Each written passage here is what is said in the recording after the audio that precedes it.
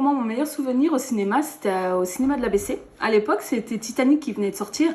Donc en tant qu'ado, on allait découvrir le cinéma pour la première fois. C'était énorme pour ma part. J'ai arrivé dans une grande salle avec du son, avec de l'ambiance. On était jeunes, on attendait.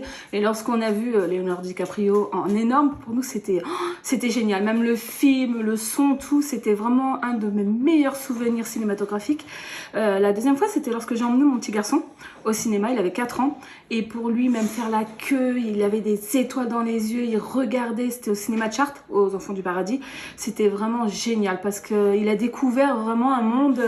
Donc il a pu lâcher. Parce qu'après, on a continué à aller au cinéma tout le temps, même avec mon deuxième petit garçon, ma soeur, en famille. Pour nous, c'est vraiment une sortie culturelle.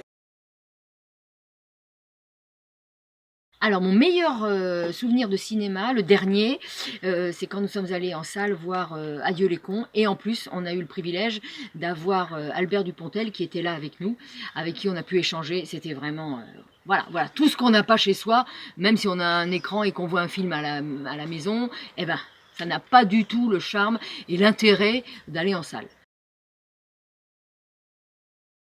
Il va y avoir embouteillage à la sortie. Comment faire le choix dans tout ce qui va nous être proposé dans les semaines à venir. En art essai, on aimerait bien voir les films qui sont passés dans les festivals, par exemple, comme à Venise, Nomadland de Chloé Zhao. Moi, personnellement, le prochain film que je vais aller voir, c'est soit un film d'action, soit 007 ou quelque chose comme ça, parce que c'est vraiment des films qui me plaisent. Dernier film de Xavier Beauvois, Albatros, avec Jérémy Régnier, ou encore Désigné coupable avec Tahar Rahim et Jodie Foster. Donc on attend avec impatience le retour du cinéma parce que c'est vraiment une sortie qu'on adore faire en famille, même en amoureux. Avec mon chéri, on va vraiment faire des sorties au cinéma. C'est vraiment pour nous un moyen de se retrouver, même entre potes. C'est génial. Donc on attend vraiment que ça réouvre parce que pour nous c'est vraiment très important. C'est vraiment quelque chose qu'on adore. Donc vivement que ça réouvre. Le cinéma me manque beaucoup. Pour le côté culturel, parce qu'on a laissé ouvert par exemple les librairies pour le côté culturel, et là le cinéma fermé. Donc ça j'ai pas bien compris.